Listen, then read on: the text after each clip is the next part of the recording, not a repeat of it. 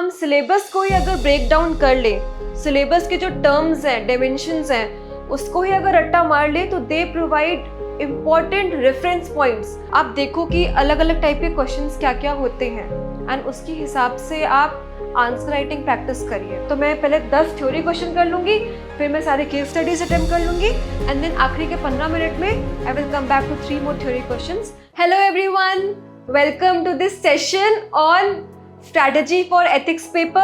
I'll tell you how I scored 119 in ethics this year.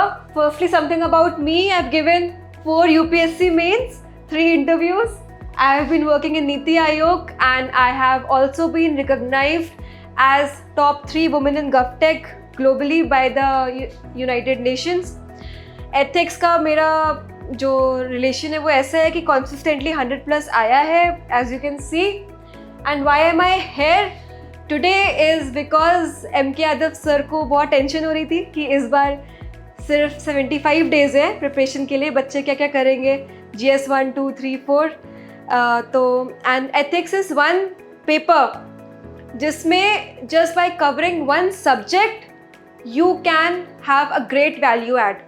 आप देखोगे GS 3 में आपको इकोनॉमी से लेके इन्वायरमेंट, इंटरनल सिक्योरिटी सब कुछ कवर करना पड़ेगा। GS 2 में you have polity, social justice, international relations.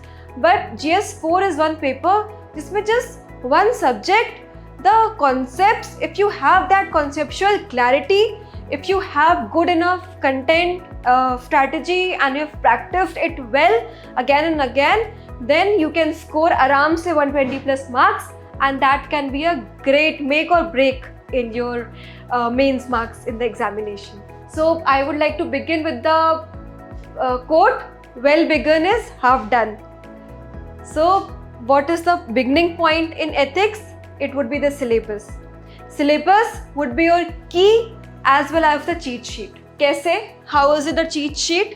So हम syllabus को ही अगर break down कर ले, syllabus के जो terms हैं, dimensions हैं, उसको ही अगर रट्टा मार ले, तो they provide important reference points for you to write answers in the exam, recall points in the exam.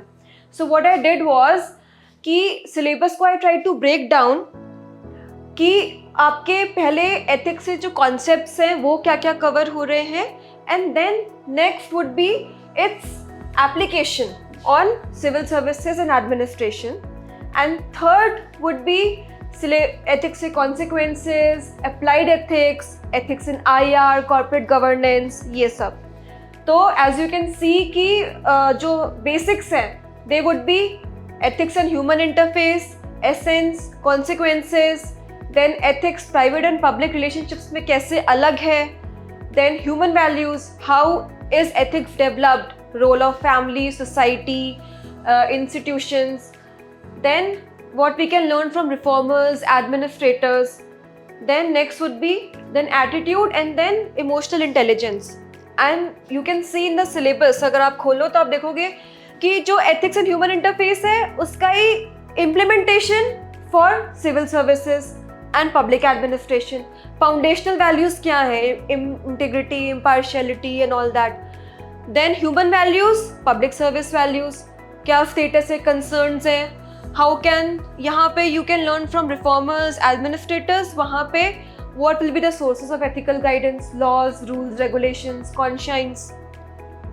Next will come probity in governance, and here पे you can see कि attitude है, इसका content, structure, function, relation with thought and behavior. तो यहाँ पर attitude, aptitude for civil services जो कि आप बनने जा रहे हैं. And next would be emotional intelligence का भी application in administration and governance. तो ये हो गया हमारा syllabus. अच्छा, सिलेबस अच्छे से कर लिया है, next part would be to do a postmortem of syllabus कि हमारे एक जो टर्म्स हैं उसके बियॉन्ड क्या क्या स्मॉल स्मॉल एस्पेक्ट्स हैं जो कि पूछे जा रहे हैं previous year questions. For example, I put here as an example from my notes कि आपका एथिक्स का जो ह्यूमन इंटरफेस है वो कहाँ कहाँ पर होता है। एक सेल्फ में होता है, एक सोसाइटी की तरफ होगा, फैमिली की तरफ होगा, then for organisation and government में अगर आप काम कर रहे हो उसकी तरफ होगा, then for the nation as a whole, then consequences of in all these interfaces तो जनरली हम लोग क्या बोलते हैं कि एथिक्स अच्छा ही है, ethics, ethical attitude, ethical behaviour follow करना चाहिए, अच्छा ही है, लेकिन क्यों नहीं होता है follow? Because there are certain negative consequences also of ethics. So you have to break down the syllabus and its concepts at that level कि ठीक है, पॉजिटिव हो जाएगा, मान लीजिए नेशन में इंक्लूसिव डेवलपमेंट हो जाएगा, कॉम्प्रिहेंसिव नेशनल पावर बन जाएगा. हाँ, then for government there will be a culture of compliance, organisation के लिए इन्वेस्टर कॉन्फिडेंस हो जाएगा in the positives. For society there will be cooperation, harmony if everyone is ethical, right? Then for self it will be lead to a value optimism. It will lead to my personality development, जिसमें मैं optimistic person हूँ, I'm following good conduct, that leads to a happy life, and then my reputation in front of the society. But there are certain negative consequences also, right? कि that comes in handy when you're writing the case studies where you're evaluating options, जहाँ पे आप practical judgment दिखा रहे हो अपना कि ठीक है ये option है ethical but there are certain merits but there are also certain demerits. यहाँ पे so you have to prepare your notes in such a way that you have to think beforehand of all these things, which I did.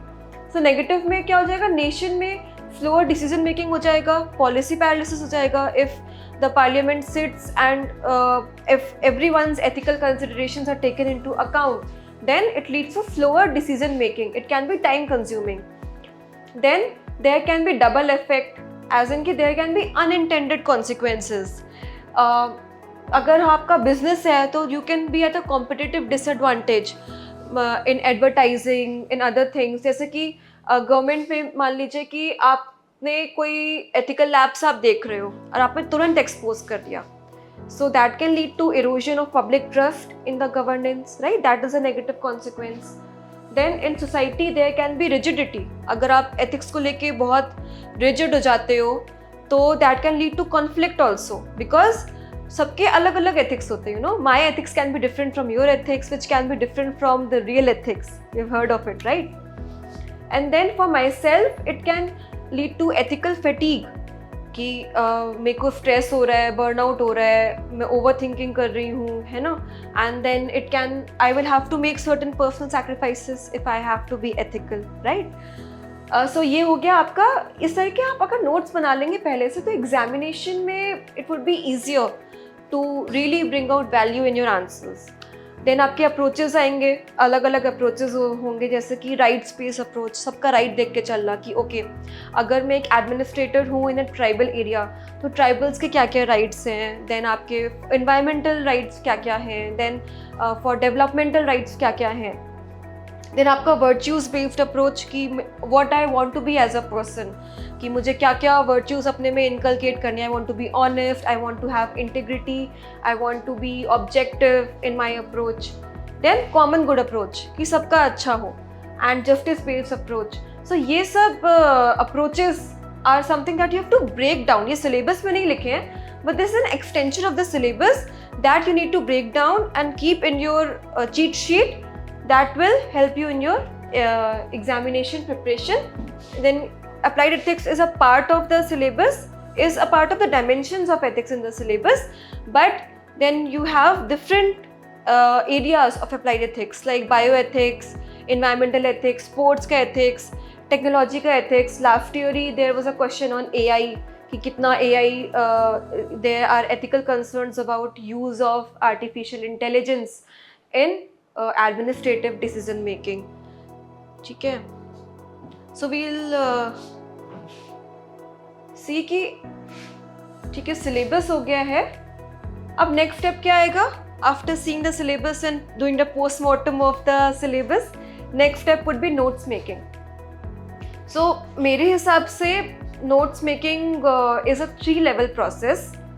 Level A is कि आप हर एक small aspect को cover करके उसका definition, उसका conceptual clarity, values, morals में क्या difference है, उसके लिए थोड़ा सा काइंड ऑफ एग्जाम्पल कि ठीक है उनको डिफ्रेंशिएट कैसे करेंगे, what is the relation between different terms, small terms, वो आप कवर करके रखिए. And then next would come कि आपके पावर नोट्स बनेंगे एक रिवीजन के, जिसमें आपका एक वर्कबुक जैसा होगा, माइक्रो डायग्राम्स होंगे, फॉर्मूले होंगे, कीवर्ड्स होंगे.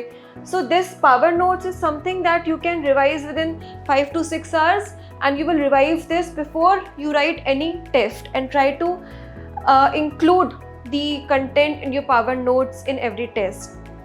And then next would be your very high yield notes, जो आपका जब जिस दिन आपका एग्जामिनेशन है तो 1 घंटा में जो आप रिवाइज कर सको वैसे नोट्स आप बना के रखेंगे. I think you can depend on MK Yadav sir, क्योंकि अभी तो आई थिंक 75 डेज हैं, इतना टाइम नहीं है to make very detailed notes for the mains writing aspirants this year. So you can depend on MK Yadav sir, I think, for conceptual clarity and this power notes, right? इनमें क्या होंगे?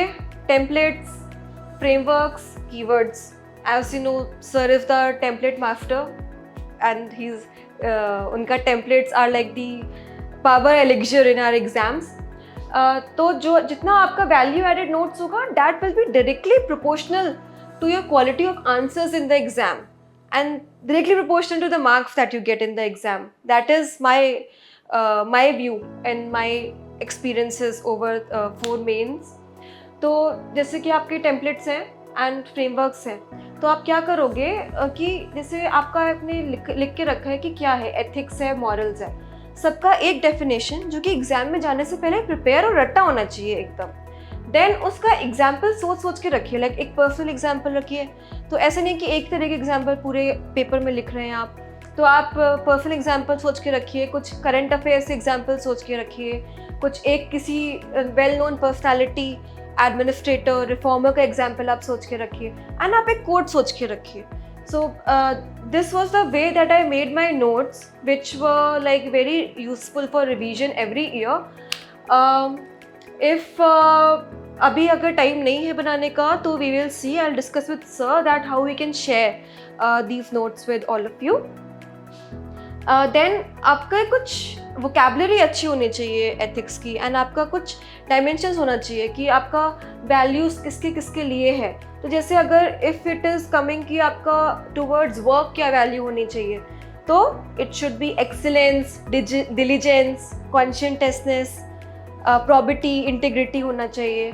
Then अगर towards people है तो क्या होना चाहिए, compassion, kindness. Towards superiors है तो क्या आपको शो करना चाहिए, वहाँ पे आप सेल्फलेसनेस नहीं लिखोगे टूवर्ड्स सुपीरियर्स, या फिर वहाँ पे आप एक्सीलेंस नहीं लिखोगे. It should be fortitude, discipline, obedience. तो इस तरीके का वोकैबुलरी जो otherwise it's very common sense, but vocabulary के लिए थोड़ा थोड़ा नोट्स में लिख के रखना चाहिए. We'll discuss with sir and we'll try to share whatever I have prepared. Then towards subordinates, we can have team spirit, leadership, respect. For self, अच्छा खुद के लिए क्या क्या होना चाहिए? It's important to have optimism, determination, contentment. अपने लिए हम ये नहीं रखेंगे, probity नहीं रखेंगे, right? So it is very important to really segregate and have vocabularies for the exam, and then some fresh keywords which will give you fetch you better marks. Like ethics washing जो मैंने रखा था, tunnel vision means कि क्यों ethical conduct नहीं हो पा रहा है, तो लाइक हमारा विजन जो है वो शॉर्ट साइटेड हो गया है, हम देख नहीं पा रहे हैं light beyond the tunnel, right. Moral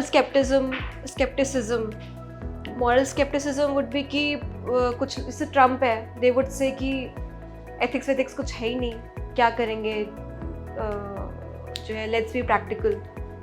Doctrine of double effect is something like unintended consequences, कि मैंने कुछ चाहा था, ethical action करके अच्छा चाहा था, but उसका side effect कुछ खराब भी हो गया, है ना. So these are really good dimensions which show your depth of thought in ethics, which will fetch you 100+ marks. तो अभी तक हमने क्या देखा कि हम पहले syllabus को we will try to distill and do the post-mortem of syllabus. Next, we would try to have notes, comprehensive notes and power notes on all the topics of syllabus. Next very important thing is having application and practical judgment in ethics. Theory तो सब लोग लिखाएंगे, but कैसे पता लगेगा कि आपको actually आपने जिया है एथिक्स के जो टर्म्स है उसको आप जीते हो और समझते हो. That will be through examples. So I am a great over thinker, So what I tried to do was that I tried to channelize all my overthinking energy into fancy ethics GS4 framework, and I called it retrospection and introspection. तो आप भी अपनी overthinking को convert into retrospection and introspection. So think about, okay, so current affairs में कुछ हुआ है तो इसको कौन से ethics के syllabus के topic में fit कर सकते हैं, या फिर मेरी life में कुछ happenings हुई हैं, so where can I put it? For example, जैसे a simple thing like मुझे honesty का example देना है, तो I'll think of a very simple thing कि okay, in my school when my teacher miscalculated my marks और मुझे पता लगा, तो मैं actually टॉप कर रही थी क्लास में, but I brought the miscalculation to the notice of the teacher, and although I came second, but I was ethical in my behavior.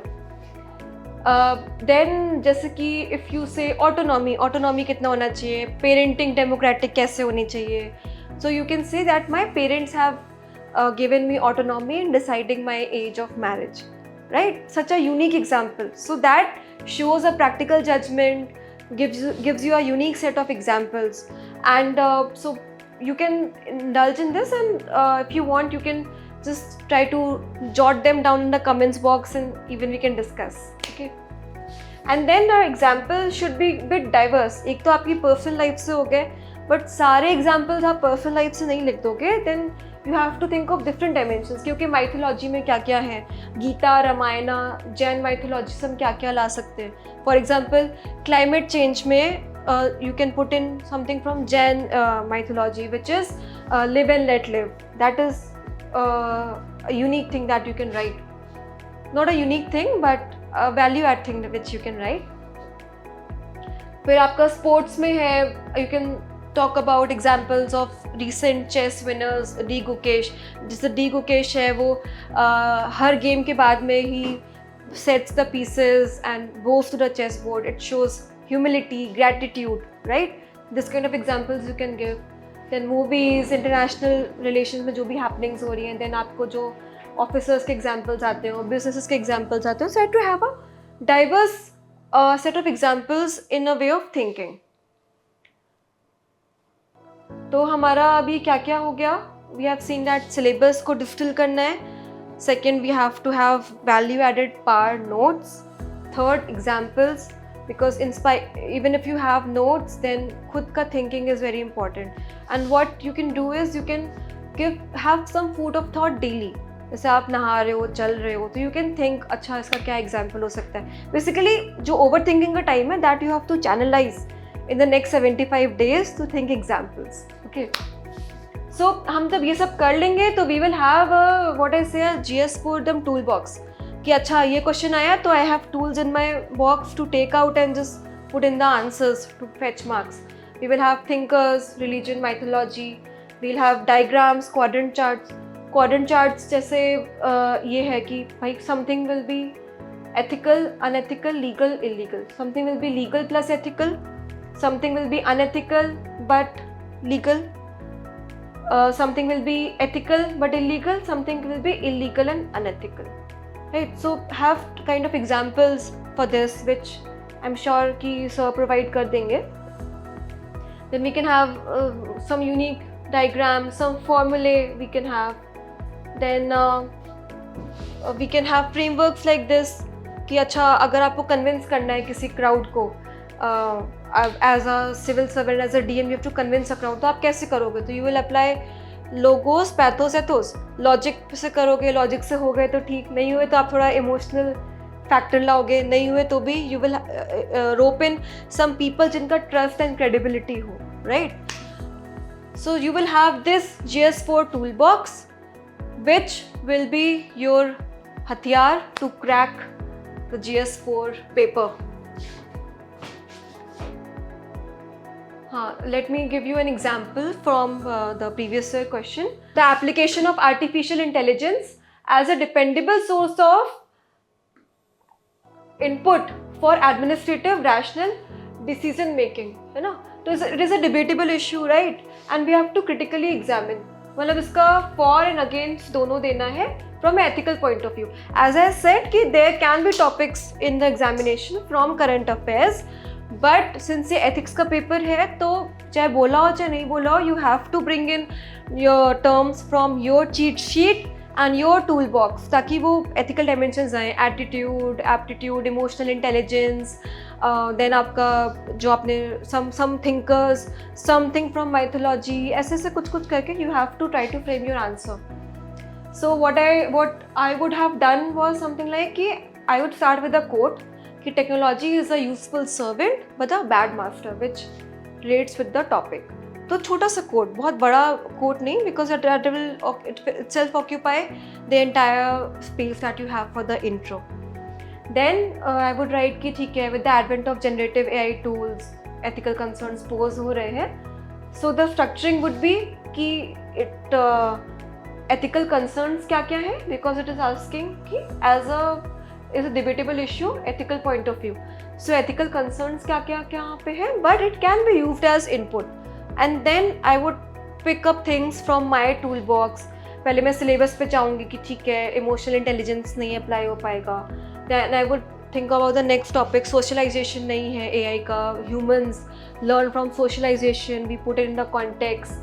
Then accountability, responsibility is a issue in AI, biasness is a issue in AI. Then I would think कि अच्छा answer ना थोड़ा सा ये हो रहा है, तो I would think of the toolbox कि अच्छा माइथोलॉजी में where I can go, तो माइथोलॉजी से I can bring in something from Gita कि okay, decision making from AI would be procedural, तो नीति over न्याय would be there. Then I can try to put in a formula कि अच्छा AI is efficiency plus intelligence तो आता है, लेकिन minus human values like compassion, dedication, and it can lead to technocracy. This is a keyword that I can write. तो जो मेरा applied ethics का notes था, technology and ethics वाला, उसमें ये keywords होने चाहिए, then only it will come out in the answer. And then as I explained, doctrine of double effect हो सकता है, there can be risk. Utilitarian हो सकता है, decision making of AI. That is from the approaches that we discussed. So next में we can go for the for part. इसमें we can use some more keywords. We can use some of our toolbox से चीज़ें. अच्छा, then we can go to a way forward कि way forward क्या होना चाहिए. आप एनालाइज कर लिया, बट वे फॉरवर्ड 2 पॉइंट्स तो बनता है. तो इसमें वैल्यू ट्रेनिंग हो जाए कि where to use AI, where not to use AI, है ना. And then I try to make a quadrant कि अच्छा यहाँ पे यूज़ ऑफ AI हो रहा है और ह्यूमन टच भी है, तो how is the decision making ethical, efficient and effective. अगर ह्यूमन टच है बट यूज़ नहीं हो रहा है तो लैग आ जाएगा गवर्नेंस में. एंड अगर यूज़ ऑफ AI हो रहा है और ह्यूमन टच नहीं है, लैक ऑफ ह्यूमन टच, तो it will be a ethical risk. So this is a quadrant chart which will add value in your answer, right. तो हमने देख लिया, अभी तक हमने क्या देखा, अभी तक हमारा चल रहा था preparation of the recipe. Now we will come to the cooking which will be answer writing. Answer writing में एथिक्स में I think we have to micro manage it. Micro managing is a quite a negative term, but यहाँ पे आप करो micro manage. आप देखो कि अलग अलग टाइप के क्वेश्चंस क्या क्या होते हैं एंड उसके हिसाब से आप आंसर राइटिंग प्रैक्टिस करिए. Because in the examination it will be time for implementation, है ना. वहाँ पे you can't do trial and error and you will be, because ethics is a open ended thing, so you might feel a bit lost कि अच्छा कहाँ पे क्या लिखूँ, है ना. If you have micro managed your different kinds of answers in ethics with different kinds of templates, different keywords, with such a toolbox, then you will have speed, clarity and confidence. Okay, तो ये हमने देख लिया अच्छे से how can a sample answer look like with our toolbox. That can come into account for different types of questions. आपके theory में ही आपके एप्लीकेशन के होंगे, यहाँ पे करंट अफेयर से क्वेश्चन होंगे, कोड बेस्ड क्वेश्चन होंगे. This was a particularly difficult part for me in the beginning, codes based question, but then I decoded it कि how to tackle the 3 code based questions. Then यहाँ पे case studies होंगे. तो theory में आप templates लगा दो, cheat sheet, tool box अपना लगा दो. अगर डिफरेंट से क्वेश्चन है तो I use to prepare certain parameters that okay, अगर दो वैल्यूज में डिफरेंस पूछा है तो how, what are the parameters I can differentiate on, scope, significance, symbolism and all that. Then current affairs में जैसे I told it earlier, do not make it a GF-like answer. Try to inculcate things from the syllabus. यहाँ पे code based question में which was a difficult part for me, I kind of decoded कि पहले आप code का meaning लिख दीजिए. Then there are different types of questions कि आप what is the meaning to you, what is the meaning in the present context. So आपको सबके लिए सोच के रखने हैं टेम्पलेट्स पहले से. What I did this year was I added one point कि ठीक है, ये अगर लियो टॉल्स्टॉय ने बोला तो what was the rationale behind the thinker or speakers saying that. Then आप पे केस स्टडीज में you will have stakeholders, ethical dilemmas, you will have जो हमने डिस्कस किया था positive and negative consequences, that will come into handy. Then justifications, like we discussed in the approaches. Justifications for your action, which will show practical judgment and your idea of ethics, right? So as I said कि examination hall जो है ना वो implementation के लिए है, वहाँ पे आप जाके trial and error नहीं कर सकते हैं. So you have to keep all these things ready पहले से, and so that you have speed, clarity and confidence in the examination hall.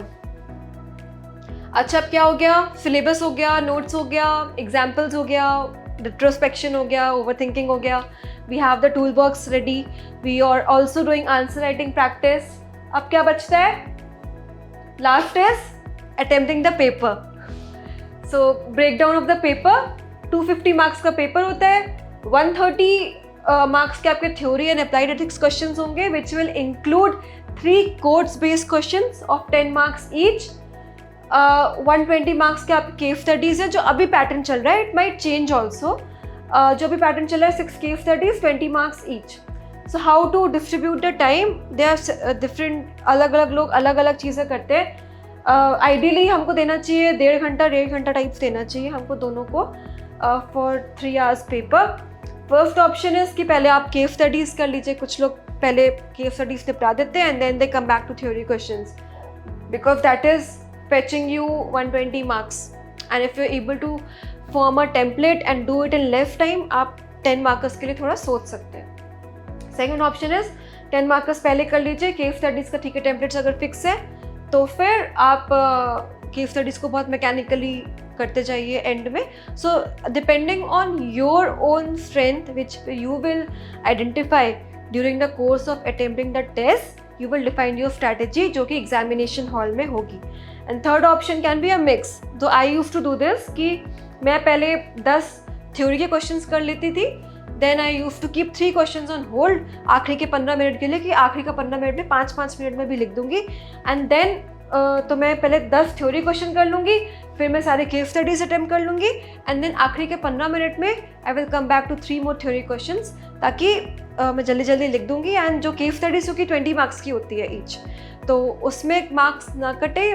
10 markers में अगर 5.5 की जगह अगर 5 या 4.5 आ जाए तो मेरा score will be in the comfortable bracket. So this was my approach and strategy for tackling the GS4 paper. As I said in the beginning, I think GS4 paper जो है that is low premium and high dividend thing जिसको बोलेंगे. You have to just study one subject, develop conceptual clarity ethics के topics के. Try to, it is very interesting also. It will give you time to think. जब आप bore हो रहे हो then you can think of ethical examples, you can discuss with your friends, you can have stories in mind, and एकदम story मज़े मज़े में ये पेपर प्रिपेयर हो जाता है. And it can fetch you 120+ marks बहुत आसानी से. So do go through this strategy. Try to think what is best for you.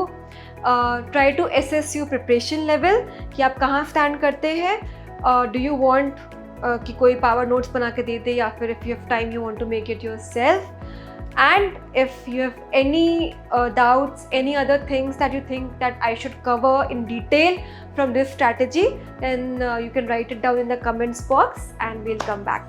Thank you.